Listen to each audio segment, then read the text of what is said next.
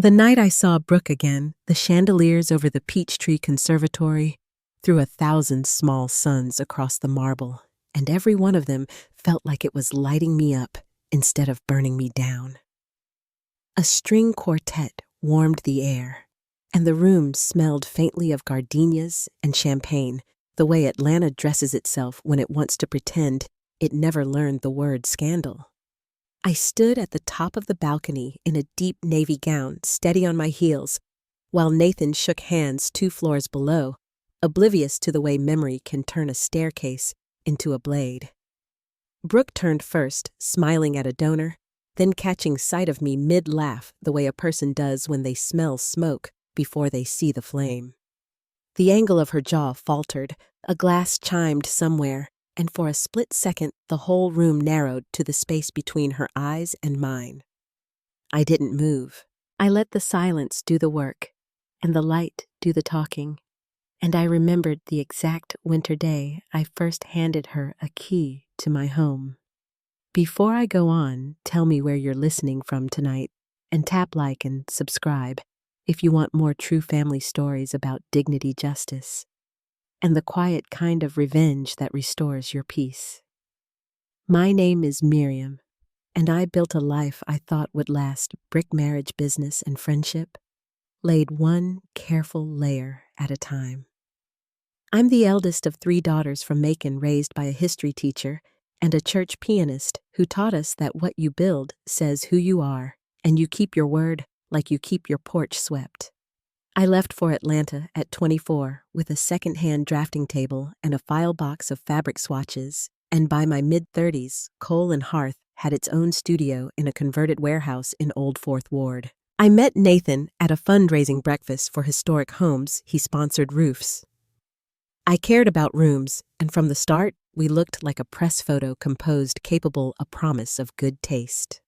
Brooke and I had been friends since freshman year dorms, the kind of bond forged by cheap coffee-late papers and knowing which songs could pull the other back from the edge. On the surface, our life moved like a well-tuned clock. Mornings were steel-cut oats, and headlines, evenings were client events or quiet dinners at home, and weekends were long drives to look at old farmhouses I'd never admit I wanted to save. Nathan thrived on deals. I thrived on details. Brooke thrived on being where the energy lived, which meant she drifted between us as easily as a song through an open window. We hosted holiday open houses with gingerbread and mulled cider, and you could count on Brooke to arrive early with flowers and leave late with leftover pie for her neighbors. Folks called us a team, and for a long time I thought they meant the 3 of us, builder-designer, and the friend who knew how to make people feel welcome. There were contrasts, of course, the kind every couple folds into the linen closet and shuts the door on. Nathan's family name had a way of opening doors so wide the hinges squeaked while my parents still clipped coupons on Sundays and sent me home with deviled eggs in their best Tupperware. He liked a calendar packed to the edges. I liked a little white space to breathe and listen to what the room wanted. Brooke moved between worlds like a natural-born translator, laughing in boardrooms and backyards without changing shoes. If I'm honest, I was proud of how well we blended it all: the polished dinners, the pro bono projects, the friends who felt like family because we let them pull up a chair whenever they wanted. I believed in what we were building, and I believed in the people I'd handed a hammer to. That's how I was raised. You don't count spoons after supper, and you don't lock the good china away from the folks you call your own. When the studio landed its first magazine feature, Nathan framed it for my office, and Brooke organized a celebration that overflowed onto the sidewalk, paper lanterns bobbing like fireflies. We toasted beginnings, and I told myself not to be embarrassed by how happy I was, the full-bellied, old-fashioned kind you don't post online because it feels like bragging. Even now I can still hear the way their voices braided together in my kitchen, teasing me about my insistence on folding napkins the proper way, and how safe that sounded. Looking back, I can see how easily harmony can hide a hairline fracture. You don't hear it until the weather changes and the wood shifts. But in those early years, it was all warmth and bright rooms and promises that seemed built to last. The house we bought, a brick colonial on a quiet street shaded with oaks, became my palette and my peace, and I poured myself into it room by room. We hosted friends who kicked off their shoes without asking. We kept a bottle of good bourbon on the bar for Nathan's colleagues, and Brooke had a standing invitation she used like a second address. People said we made it look effortless, and maybe that was my first mistake, thinking effortlessness was proof something couldn't break. The night at the conservatory, standing under all that glass and light, I understood how a single glance can bring back the exact weight of a key placed in the wrong palm, and how a life as carefully set as a table can rattle before anyone hears the first spoon. It began with little moments so small that if you blinked, you could miss them. Nathan came home later than usual, and when I asked how his day had gone, he offered me a vague answer that didn't match the precision he usually carried like a badge. His tie was loosened, his voice distracted, and instead of kissing me on the cheek the way he always had, he brushed past me and went straight for the refrigerator. It wasn't rude exactly, but it didn't feel like him. I told myself he was just tired that real estate was wearing him down, but a seed of doubt settled somewhere I couldn't quite name.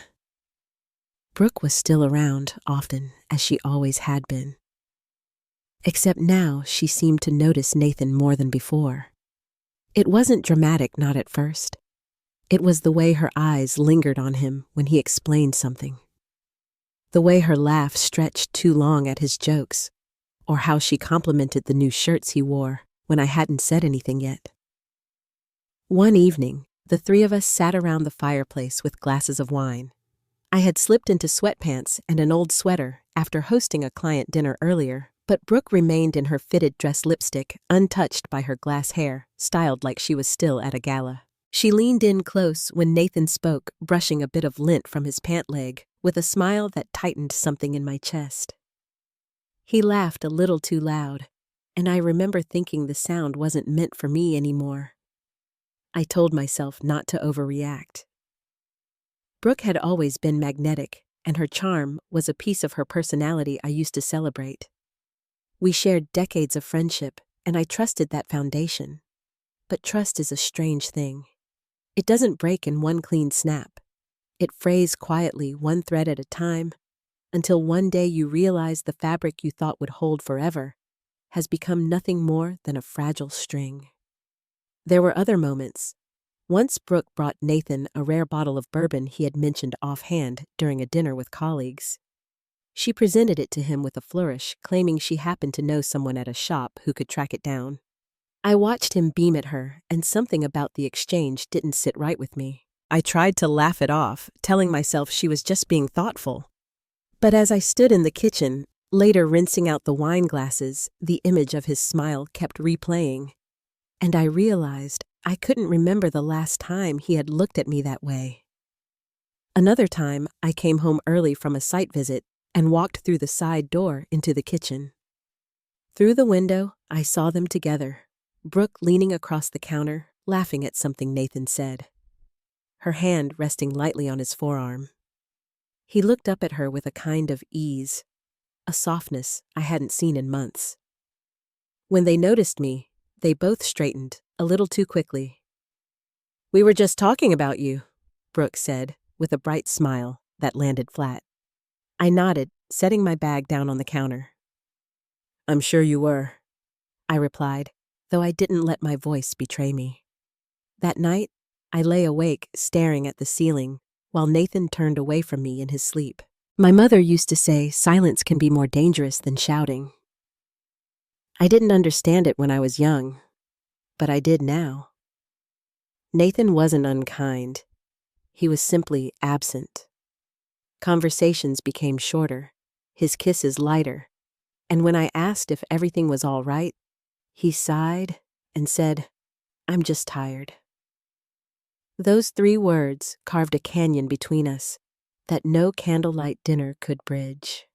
I told myself it was the stress of his work that the market was difficult and investors demanding.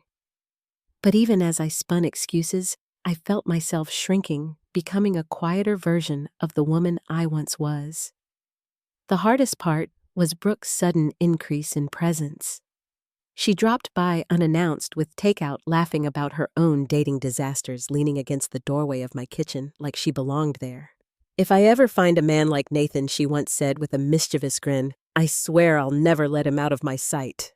I forced a laugh, brushing it off as one of her usual quips. But later that night, as I folded laundry, her words replayed in my head, and I realized how little I actually knew about what went on when I wasn't in the room.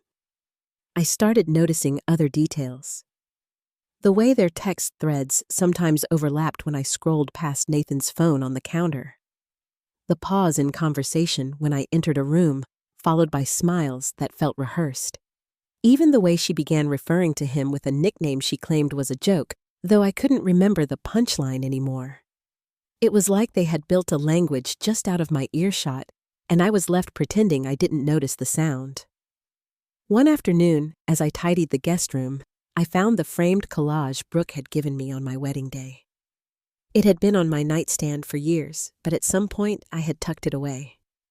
I picked it up, stared at the pictures of our shared childhood field trips, birthday parties, dorm room selfies, and I felt a cold ache in my chest. The handwritten note at the bottom read, "You'll always have me, even when everything else changes." I set it face down in the drawer and closed it softly.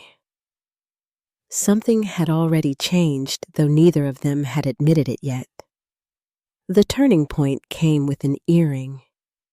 It was a delicate gold hoop with a sapphire lying on the passenger seat of Nathan's car. Not mine. I recognized it instantly because I had admired them on Brooke once at our engagement party. She had told me they were a gift from her grandmother, one of her most prized pieces. When I held it up to Nathan that evening, his answer was too casual. "Oh, that's Brooke's," he said, shrugging. "I gave her a ride to an event last week. She must have dropped it." My heart beat louder than his voice. "You didn't think to mention it?" I asked quietly. He shook his head. Didn't seem important. I wanted to believe him. I wanted to believe in the man I had promised my life to. But doubt had already taken root. The next morning I called Brooke. "I found your earring in Nathan's car," I said. There was a pause, then a light laugh. "Oh, thank goodness. I thought I'd lost it forever. He gave me a ride when my Uber canceled. I didn't think you'd mind." Two stories perfectly aligned, as though they had practiced them. Too perfect. I ended the call politely, but after I hung up, I sat on the edge of my bed for a long time, staring at the floor. It wasn't the earring that broke me. It was the choreography. The way their lies fit together so seamlessly, like dancers who had rehearsed the steps long before I noticed the music. I didn't confront them, not then. Instead, I tried harder. I booked a weekend getaway for us at a mountain lodge, hoping distance might reset us. Nathan canceled last minute, claiming an investor emergency. I cooked his favorite meal. He ate a few bites before retreating to his study. I bought new lingerie, and he smiled politely before turning away. Piece by piece, I felt myself disappear from the life I had built with my own hands. My reflection looked familiar, but the woman staring back no longer recognized the world around her. Still, I stayed silent. Silence felt safer than a confrontation I wasn't ready to face. But silence has its own weight, and it was pressing harder every day. Looking back, I wonder if I already knew the truth. If some part of me understood that the life I thought was secure was already shifting beneath my feet. I just wasn't ready to stand on the rubble yet. That was the season when evenings grew longer, dinners colder, and laughter became something I watched instead of shared. It was the time I told myself I was imagining things even as my chest tightened with every unexplained absence. It was the chapter before everything fell open when the cracks became too wide to ignore, and the house we had built together no longer felt like mine. And deep down, I think Nathan and Brooke both knew the silence wouldn't last forever. After the earring, after the hollow excuses and the perfect choreography of their stories, I began to live in a quiet fog. Days carried me forward, but I felt like I was moving underwater, heavy and slow. Every sound muffled by doubt. Nathan and I still shared a roof, still shared a calendar, but we no longer shared the small gestures that hold a marriage together. He sat at one end of the couch, scrolling through market reports, while I sat at the other, trying to lose myself in sketches that no longer stirred joy. The silence between us was not peaceful. It was weighted like a wall that grew higher each night. One evening, as I set 2 plates on the dining table, he called from his office that he had already eaten. I stood there, fork in hand, staring at the roast chicken I had prepared with rosemary from our garden. I thought of the times he used to compliment me on meals, even when they were simple. Now, he did not even appear. I ate alone that night, the empty chair across from me, like a reminder of what I had lost without being told it was gone. Brooke, on the other hand, seemed more present than ever. She dropped by with bottles of wine, always laughing, always filling the air with stories of clients and parties. She leaned against my kitchen counter with the ease of someone who belonged, spinning tales of men who weren't enough for her, sprinkling in comments about how lucky I was to have Nathan. Each time she said it, the words tightened in my chest like a knot. One night, she looked at me, glass in hand, and said, "If I had what you two have, I'd never stop smiling." I forced one back, but it felt like stretching skin over a wound. At night, when the house settled into stillness, I lay awake listening to Nathan's steady breathing turned away from me. My hand would hover inches from his back, aching to rest there, aching to feel a sign that the man I had married was still within reach. But I always pulled back. He said he was tired. He said he was stressed. And somehow, those words began to replace the vows he once spoke with certainty. I tried to fix it in ways I knew. I booked a spa day for us, hoping that shared rest might ease his distance. He canceled at the last minute, claiming a meeting he could not miss. I arranged a dinner with his favorite clients, the kind that used to make him beam with pride at my planning. But he sat distracted through the meal, checking his phone under the tablecloth. Even when I dressed in new silk, standing in the doorway of our bedroom with a hopeful smile, he shook his head and whispered, "Not tonight." The rejection was quiet, but it stripped something from me each time. I began to lose myself piece by piece. I would catch my reflection in a shop window downtown and barely recognize the woman looking back. My shoulders slumped where they used to stand tall. My eyes dulled where they once sparked with design ideas. Even my work, the one place where I had always felt steady, began to slip. Deadlines stretched, inspiration waned, and I caught myself staring at blank pages for hours, unable to imagine a space that felt like home when my own house no longer did. The loneliness was not just in the empty bed or the quiet meals. It was in the small betrayals of friendship, too. Brooke once arrived at our door with Nathan's favorite Thai takeout, her smile bright as she handed him the bag. "I thought you might like a treat after such a long week," she said. I stood beside her, holding a folder of client sketches, and watched him thank her with a grin that had grown rare for me.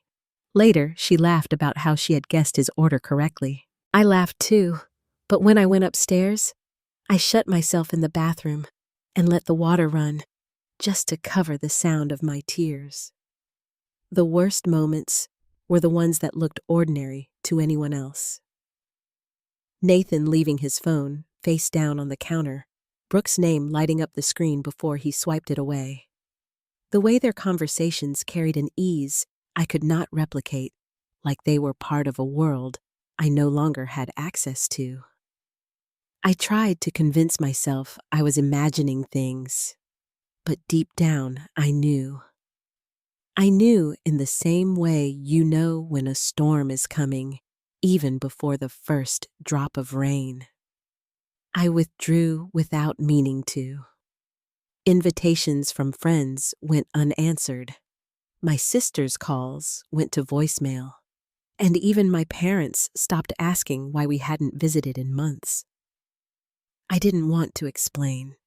I didn't have the words to capture the hollow ache of being unseen by the two people I had trusted most. So I sat with it alone, shrinking into silence, hoping that if I held still long enough, the storm might pass. One afternoon, I found myself at the bottom of the stairs holding the wedding album we had kept on the living room shelf. I flipped through the pages slowly, the photographs of smiling faces and white roses blurred by the sting in my eyes. There we were, hand in hand, promising forever in front of everyone we loved. There was Brooke, too, standing beside me in a pale gown, tears streaking her cheeks as she read a poem about sisterhood. I ran my fingers over that photo, and for the first time, I let myself whisper aloud, "Where did you go?" My voice cracked, and the silence of the empty house answered back. Even small tasks felt heavy then. Folding laundry became an exercise in swallowing grief. Cooking dinner felt pointless when it would sit untouched. The plants I once cared for with love began to wither on the windowsill. I sat on the porch some evenings staring at the streetlights flickering on, wondering how my life had changed so completely without a single announcement. I was not abandoned in one dramatic gesture.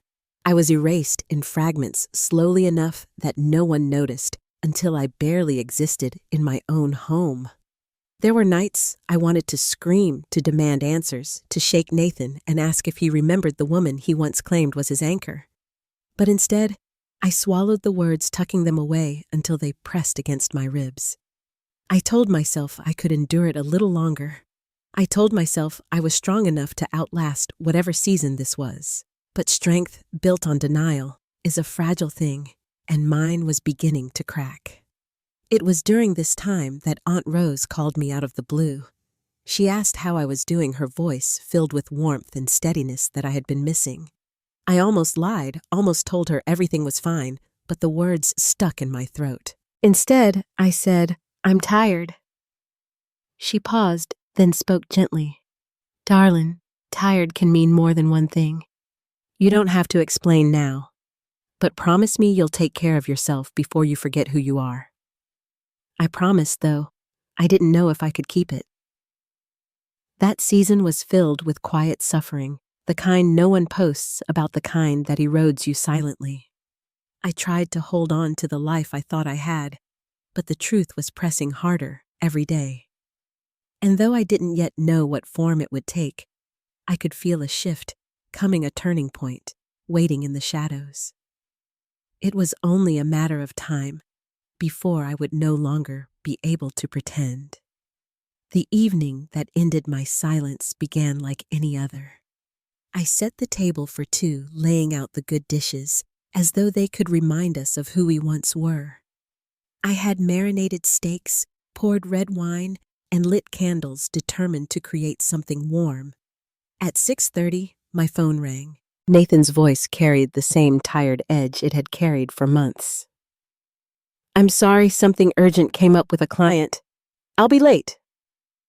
I kept my tone even. "All right, I'll save you a plate." When the call ended, I sat there listening to the hum of the refrigerator and the faint ticking of the clock, my hands folded in my lap. By 9 o'clock, I could no longer sit still. I slipped on a jacket, grabbed my keys, and drove through the city. His office building stood dark, the parking lot nearly empty. The gym he claimed to frequent was closed, the lights dim. My chest tightened as I dialed his number again, only to hear his voicemail after one ring. I drove without thinking past neighborhoods we used to know until I reached Brooke's building. Her car was there. His was too. The lights in her apartment window glowed across the third floor, the same window where she and I once shared wine nights and laughter. I sat in my car for 20 minutes, the steering wheel cold beneath my hands. I didn't need to knock. I didn't need to see what I already knew. The evidence was there in the two cars, in the glow of her window, in the silence that had been my companion for months. My hands shook as I started the engine again. By the time I pulled into our driveway, my decision was made. Inside, the candles had burned low, the steaks gone cold. I poured myself a glass of wine and sat in silence. I did not cry. I did not shout. I did not throw a single thing. I simply let the truth settle over me like snow, quiet, heavy, inevitable. The next morning, before the sun rose, I packed a suitcase. Not everything, just enough. Clothes, my sketchbooks, a few keepsakes that mattered. I placed the bag by the front door and sat waiting in the living room. Nathan came in just after 7. His tie undone, his jacket slung over his arm. He froze when he saw me awake. "Miriam," he said softly. I lifted my chin. "I want the truth." His shoulders sagged as he sank onto the couch. "It started after your birthday," he admitted. "I don't know why. It just happened." I held his gaze, and Brooke. His eyes dropped to the floor.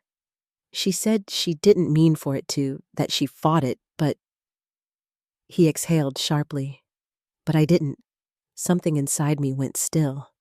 That was the moment I stopped fighting for him. I stood, picked up my suitcase, and carried it to the porch. He did not follow.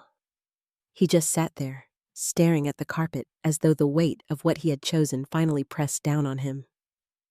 The next afternoon, there was a knock at my door. When I opened it, Brooke stood there, mascara streaked her lips, trembling. "I never wanted to hurt you," she whispered. I looked at her as though she were a stranger. "You wore our friendship like a costume," I said, my voice steady. "And when it no longer fit you, took my husband instead." She reached out, her voice breaking. "Miri, please." I shook my head. "You don't get to call me that anymore." I closed the door in her face. The days after unfolded in slow motion. Friends sent messages, some supportive, some uncertain. A few stopped reaching out altogether. I returned my wedding ring to its box, set it on the dresser, and blocked their numbers. I withdrew from my clients, sending apologies and postponements. The world outside moved forward, but I felt suspended, caught between who I had been and who I would become. It was my Aunt Rose who broke the stillness. She left me a voicemail in her calm, unshakable way. "Sugar don't stay there and rot. Pain is a signal. Get up and go where your soul can breathe."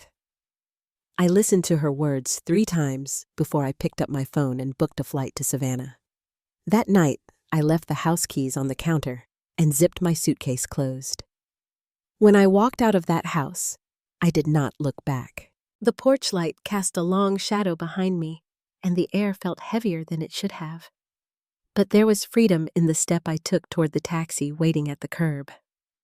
Freedom in knowing I had chosen myself, even if I didn't know what came next. At the airport, I wore sunglasses indoors, though no one was looking for me. It felt as though the wreckage of my life was written in my posture, and I did not want strangers to read it. On the plane, I sat by the window, my reflection ghosted against the dark sky, and whispered to myself, "It's over." My hands trembled as I said it, but it was the first time the words felt real. Rose met me at baggage claim, her red hair streaked with silver, her arms wide open. "Baby," she said softly. I fell into her embrace, breathing in the scent of cedar and lavender that always clung to her clothes. She held me back at arm's length, her eyes sharp but kind. They broke your heart, didn't they? I nodded, unable to answer. She smiled faintly. Good. Then we'll remind you who you were before all that mess. Her home in Savannah was tucked between moss-draped oaks, its lavender walls and chipped shutters carrying more comfort than any mansion I had ever entered. I slept for 2 days straight, the kind of rest that felt like sinking into the earth itself. When I finally emerged, she had stocked the kitchen with everything I loved: sourdough bread, blackberry jam, sharp cheddar, and dark roast coffee. She didn't ask questions. She didn't pry. She simply let me sit in my grief without apology. There were mornings I couldn't speak, afternoons when I cried through lunch, and evenings when I sat on her porch staring at the streetlights without knowing what to feel. But slowly, the rhythm of her home began to steady me. The hum of a saxophone down the block, the way sunlight poured through the stained glass windows of the church across the street, the neighbors who waved without asking for explanations, all of it offered me a kind of safety I hadn't felt in years. One evening, Rose brought out a box and set it in front of me. "What's this?" I asked, my voice still rough from disuse. "Your old portfolio," she said, her eyes warm. "Found it in the attic. Thought it might remind you of what you're capable of." Inside were sketches I hadn't seen in a decade. Raw, bold lines drawn in charcoal filled with spaces that told stories rather than sold them. I ran my fingers across the pages and whispered, "She's still in there." Rose smiled knowingly. "Of course she is." That night, I sat at her dining table with a blank page in front of me. My hands hesitated at first, but then the pencil began to move. I drew a sunroom filled with light, a reading nook carved from forgotten corners, spaces built for healing rather than display. For the first time in months, I felt the flicker of something alive inside me. It was not revenge yet, not even close. It was survival. It was the first breath after drowning. And as I looked at those sketches, I realized I had reached a turning point. I could no longer ignore the truth of what had happened. Nathan and Brooke had taken something from me, but they had not taken everything. This pain would not be the final word. In Savannah, time moved differently. The mornings were slow, steeped in the scent of coffee and old wood, the afternoons painted with the golden light slipping through moss-draped oaks. I began to rebuild myself in fragments.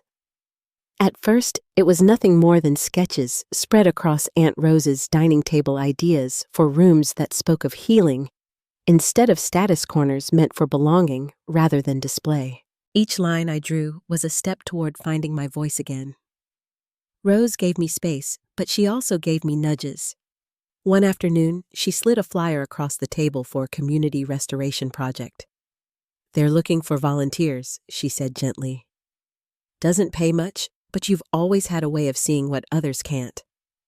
I stared at the paper for a long time, my heart torn between fear and longing. The next week, I found myself standing in front of a crumbling duplex with paint peeling from its bones. For the first time in months, my hands itched to create. Working on that project gave me a glimpse of who I used to be. I spent hours cleaning, sanding, and sketching simple redesigns for spaces most had written off.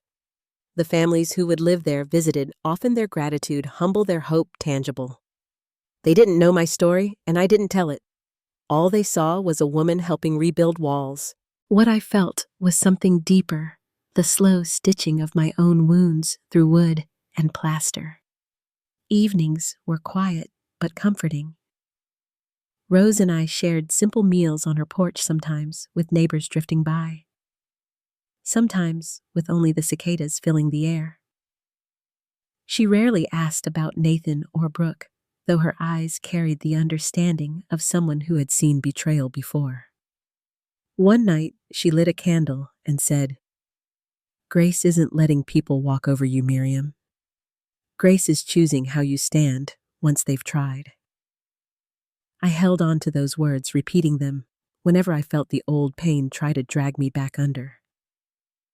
It wasn't long before work began to find me again. A woman named Linda, who ran a boutique inn downtown, asked if I could redesign a few guest rooms. She'd heard about my work from someone on the restoration project. I almost declined, afraid I wasn't ready. But Rose touched my shoulder and whispered, "Say yes. One step at a time." I did. That small project grew into more: an office redesign, a cafe needing a fresh identity, a gallery looking for warmth instead of cold precision. Each time I signed my name on a contract, I felt a piece of myself return. Nathan's name still echoed in certain moments. His number appeared on my phone screen twice before I blocked it for good. I didn't read the messages. Brooke never tried again after the day I closed the door in her face, though I heard from mutual acquaintances that she and Nathan had been seen together at events, their smiles brittle, their laughter hollow. I no longer craved updates. Their lives had no place in the one I was building. The turning point came months later when I attended a networking reception at Rose's urging. She said it would be good for me to meet others in the design and preservation community. I almost backed out at the last moment, nerves tightening in my chest, but I forced myself to walk into the room.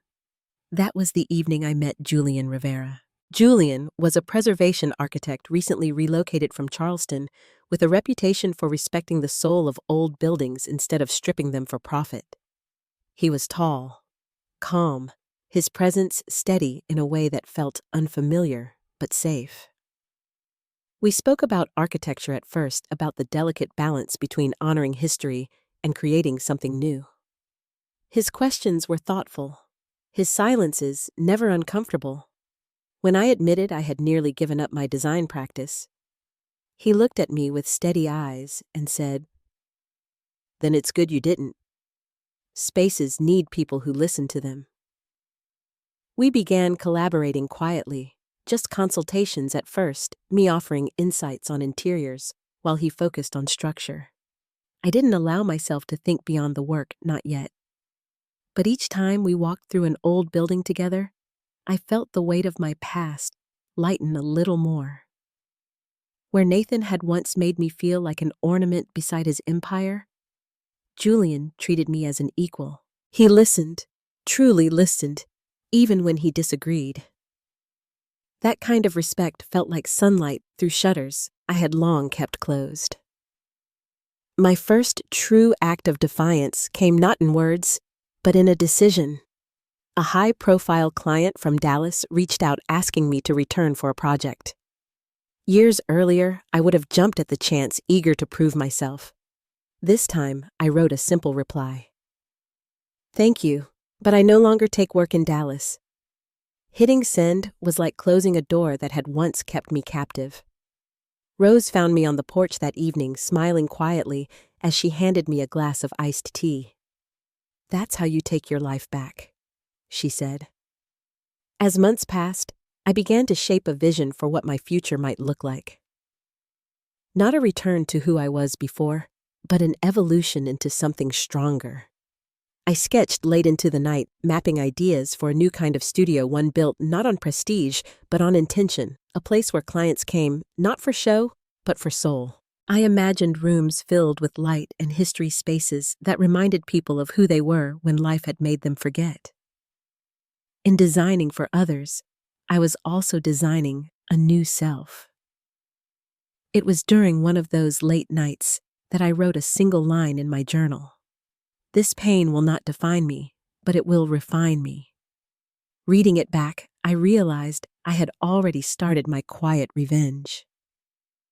Not through shouting, not through confrontation, but by building a life radiant enough that they would have to see it from the shadows of their own choices. Julian and I grew closer in the same steady rhythm. We shared work meals and eventually stories of our pasts. He told me about his divorce, about how betrayal had stripped him down to nothing before he rebuilt with clearer eyes. You learn what matters when you've lost what you thought you couldn't live without, he said one night as we walked along the riverfront. I nodded, the words settling into me like truth I already knew. By the end of that year, I had launched a small studio from Rose's spare room. I called it Renewal, a name that spoke to what had been broken and what I was choosing to rebuild. My first clients came not from glossy magazines, but from neighbors, small businesses, and families who wanted spaces that felt like home. The joy of their gratitude outweighed every high-profile event I had once chased. It was not a loud beginning. It was not the kind of victory you could measure in headlines, but it was mine. Each sketch, each project, each step forward was a quiet declaration I was no longer the woman erased by betrayal. I was the woman who had survived it, who had shaped the silence into strength. And though I didn't know it then, this quiet defiance was only the beginning. The day would come when Nathan and Brooke would see what I had become, and the sight of it would shake them more than any confrontation ever could. By the time a year had passed in Savannah, my life no longer felt like something fractured. The wounds had not vanished, but they had closed, leaving scars that no longer stung each time I touched them. My studio Renewal had steady work, and the rooms I created were beginning to gain quiet attention. Julian and I continued to collaborate, his projects weaving into mine, until our names began to appear together in conversations. Our relationship was slow, steady, a foundation rather than a spark. For the first time in years, I breathed without fear of what the next moment might bring. It was then that the letter arrived, a cream-colored envelope, elegant and official, bearing the crest of the Dallas Heritage Gala. I nearly set it aside, unopened, assuming it was misdirected. But curiosity got the better of me. Inside, a formal invitation announced that I had been selected as one of the women to be honored for contributions to Southern design and restoration. My first instinct was to laugh at the irony. Dallas had been the stage where my life shattered, and now it was asking me to return, as if nothing had ever happened. I left the envelope on the counter for days, circling it each morning as I made coffee, as if waiting for it to tell me what to do. When I finally showed it to Rose, she studied me quietly before saying, "You don't need to go back. But if you do, you'll decide the terms this time." That night, I forwarded the invitation to Julian with a short message. "Do you think I'm ready?" His reply came within minutes. "You were always ready. Now you know it." The decision settled in me like a stone dropped in water. I would return not for closure, not for confrontation, but to stand in the same city that once erased me and show them that I had not only survived, I had flourished. The weeks leading up to the gala were filled with preparation. I commissioned a gown in deep emerald silk, bold yet elegant, a reflection of who I had become. Julian arranged his schedule to attend with me, though he never made the trip about him. "I'll stand beside you," he said simply. "But this is your arrival." When the day came, I boarded the plane with a calm I hadn't expected. Dallas appeared beneath the clouds, unchanged, the skyline, the neighborhoods, the streets we once drove together. But I was different now. At the hotel, I dressed slowly, each piece of clothing like armor, the gown, the gold cuff at my wrist, the heels that clicked against the marble floor with confidence. As Julian adjusted his tie, he caught my reflection in the mirror. "You don't look nervous," he said. I smiled. "That's because I'm not." The gala was held at the Belmont Conservatory, a venue I had attended once before with Nathan years earlier. Back then, it had felt intimidating, overwhelming in its grandeur. Now, as I stepped from the car onto the red-carpeted entrance, it felt like a stage I had chosen. Cameras flashed my name, whispered along the line of arrivals. I kept my head high, each step deliberate, the silk of my gown flowing behind me like a banner. Inside the room shimmered with light and conversation. A string quartet played near the staircase, waiters glided with trays of champagne, and conversations rose and fell in carefully measured tones. I accepted congratulations from editors and architects, each handshake and compliment proof of the reputation I had rebuilt on my own terms. And then across the room I saw them. Nathan stood near the far wall, a glass in hand, his posture stiff. Time had not changed him much, but the energy around him felt muted, dulled, as though his shine had dimmed. Beside him, Brooke wore a sleek black gown, her smile just wide enough to mask the tension in her eyes. For a moment, I thought they might not recognize me. My hair was shorter, my body stronger, my presence steadier. But recognition dawned slowly first on Nathan's face as his eyes widened before he forced them back into neutrality, and then on Brooke's when her smile faltered and her grip on his arm tightened. I did not move toward them. Instead, I let them watch. I let them see the way people leaned toward me, the way conversations circled around my work, the way Julian's hand rested gently but confidently at the small of my back. For once, I was not the one standing in the shadow of someone else's choices. I was the light they could not ignore. Eventually they approached. Nathan was the first to speak, his voice measured but strained. "Miriam," he said, extending a hand as though we were acquaintances meeting at a boardroom table. I tilted my head slightly before answering Nathan. His eyes searched mine for warmth, for weakness, for anything he might still hold. He found nothing. "You look incredible," he said, his tone caught between awe and guilt. "Thank you," I replied simply. Brooke stepped in, her voice brittle as glass. "It's been a long time," she said. I nodded once. "It has." Silence stretched between us, heavy with all that had been lost. She forced a smile. "I saw the magazine piece. You're really doing well." I held her gaze and answered, "I am." For a moment, her eyes flickered with something almost pitiful, as though she had just realized the sword she thought she carried was made of wax. Nathan cleared his throat, his mouth opening as though to offer some apology or explanation. I lifted my hand slightly. "Don't," I said softly. "We're not doing that here." His words died on his lips. I glanced between them, my voice even. I used to wonder what I would say if we ever stood in the same room again. But then I realized nothing I could say would match what life has already shown.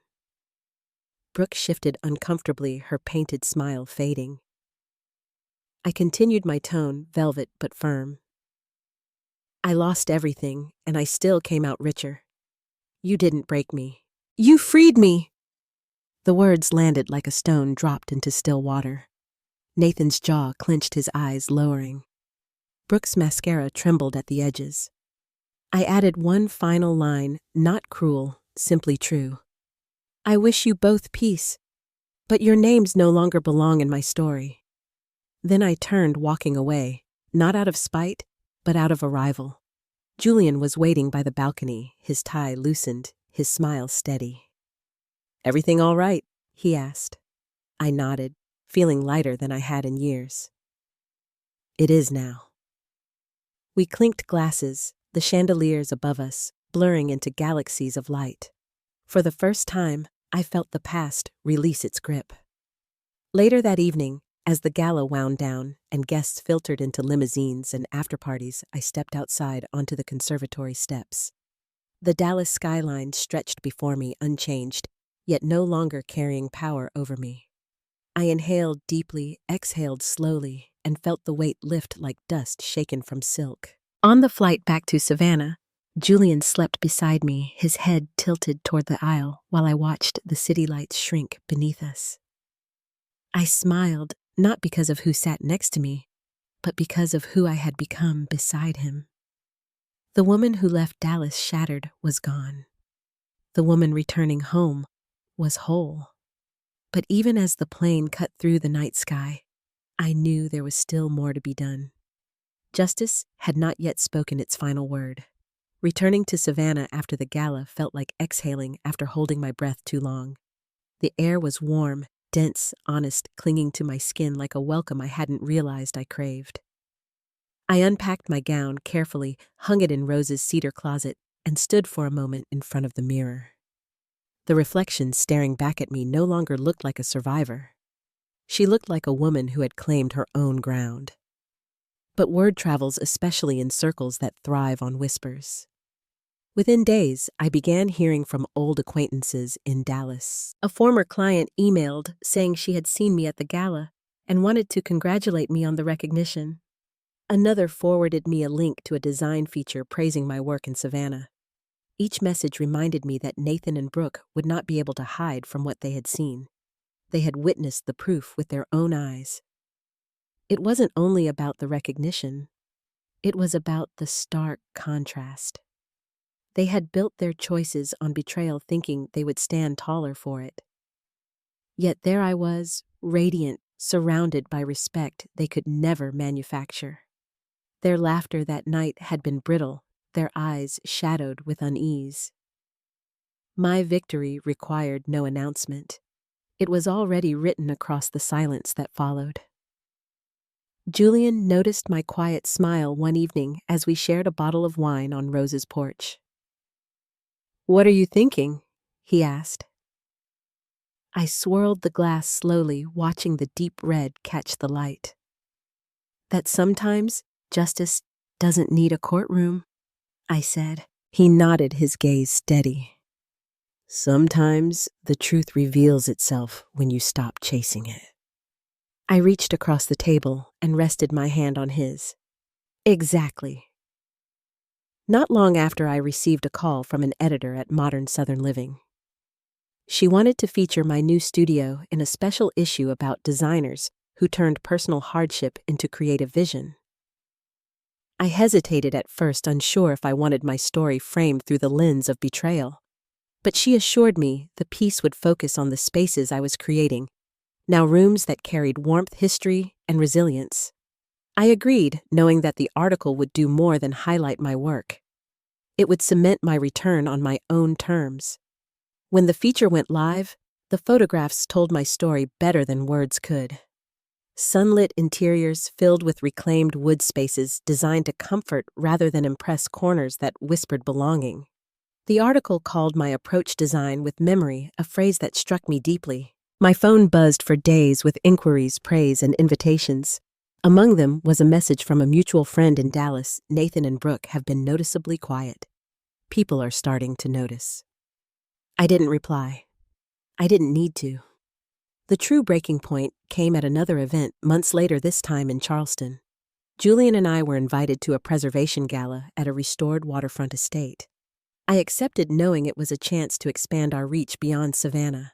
When we arrived, I felt the familiar hum of recognition, the way conversations leaned my direction, the way people asked about upcoming projects. And then, unexpectedly, Nathan appeared across the room. He wasn't supposed to be there. He had no connection to preservation or design. Later, I learned he was courting new investors in the area, his real estate ventures faltering in Dallas.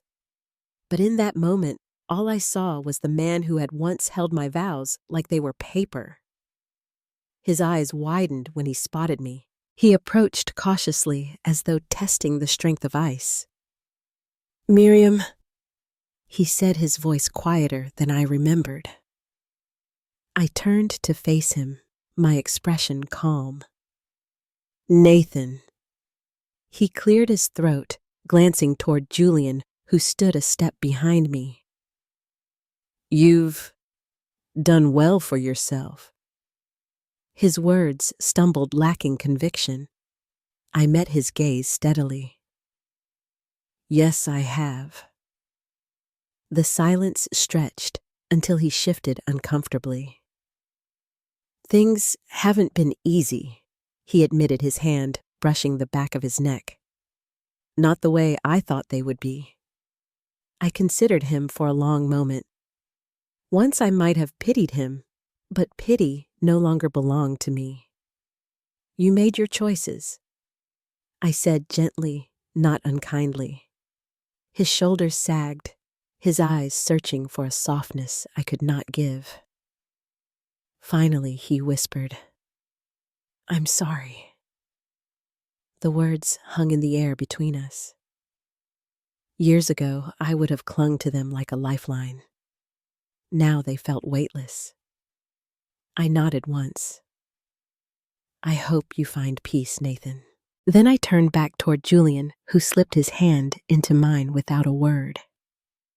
Nathan remained standing there, caught between regret and silence as we walked away. Later that night, on the balcony overlooking the water, Julian asked if I was all right. I leaned into him, the cool breeze brushing my shoulders. "I am," I said. "For the first time, I truly am." He kissed the top of my head, and in that moment, I knew justice had been served not through vengeance, but through the undeniable truth of my life now. Back in Savannah, I continued to grow coal and renewal. Each new project carried meaning beyond its walls. I asked every client the same question: "What story do you want this room to tell?" Their answers guided my designs, but they also reminded me of my own story, the one I had reclaimed piece by piece. One quiet morning, I sat on Rose's porch with my journal and wrote a letter I would never send. "Thank you," I wrote to the woman who betrayed me. "Not for what you took, but for what you forced me to discover. Thank you for showing me that survival can bloom into strength, and that silence can transform into grace. I wish you nothing, not hatred, not forgiveness, just nothing. Because my life no longer pivots around yours." I closed the journal and exhaled. The chapter had ended. Justice was not about their downfall. It was about my rebirth, the undeniable fact that they could no longer touch me. Their world had cracked while mine stood whole. And yet I felt one final truth stirring in me, the need to close the story, not just with survival, but with reflection. That moment was still ahead, waiting to bring everything full circle. The morning after Charleston, I woke to the sound of gulls and the scent of salt drifting through the open window. For the first time in years, my heart didn't race with what-ifs or old wounds. The encounter with Nathan had closed a door I hadn't realized was still cracked. His apology, spoken in whispers, carried no weight. I had already freed myself. What mattered now was the life I had built, brick by brick, choice by choice, until it stood taller than the ruins I had left behind. Back in Savannah, my days took on a rhythm that felt both new and familiar. Coal and renewal flourished the studio, becoming a place where people sought more than design, they sought spaces that healed. I poured myself into every project, asking not just about colors or furniture, but about memories, griefs, and hopes. My clients often cried when we revealed the finished rooms. They weren't tears of vanity. They were tears of belonging. And in helping others restore their spaces, I had quietly restored my own. Julian became part of that rhythm too. He didn't demand promises or define our bond with labels. Instead, he showed up with steady kindness, cooking simple meals after long days, walking with me along the river at dusk, listening when words were hard to find. Where Nathan had needed me to orbit his world, Julian encouraged me to shine in my own. That difference was the gentlest form of justice I could have asked for. As for Brooke, I never heard from her again. Rumors drifted back through acquaintances, stories of strained smiles, of deals gone wrong, of friendships she could no longer hold. I didn't chase the details. I didn't need to. Life had already spoken far louder than I ever could. Their world had dimmed while mine had expanded into light. That was enough. One evening, I sat on Rose's porch with my journal. The sun was setting, painting the sky in shades of gold, and Rose the kind of beauty you only notice when you've slowed down enough to breathe. I wrote a letter I knew I'd never send. Thank you for showing me what needed to break. Thank you for forcing me out of silence, for pushing me toward a life I would never have chosen on my own. I wish you nothing, not hatred, not forgiveness, just nothing, because my story no longer belongs to you. When I closed the journal, I felt a quiet peace settle over me. What I learned through all of this was simple but unshakable.